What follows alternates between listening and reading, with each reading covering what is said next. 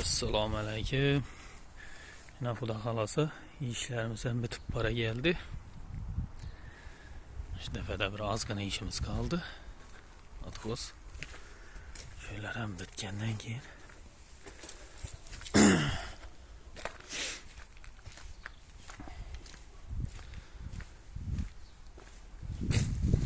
Huda halası tapşırağımız.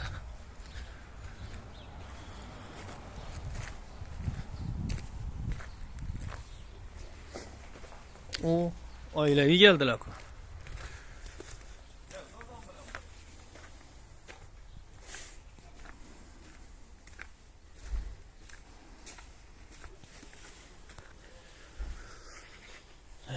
Banterep bu gazetenli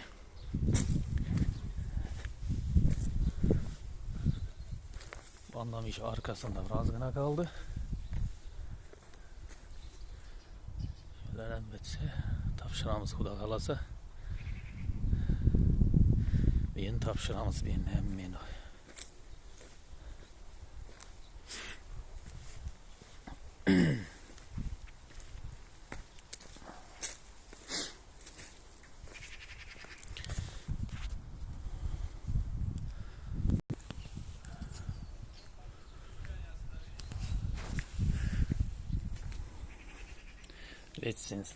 Reçsin salayına mramor granit.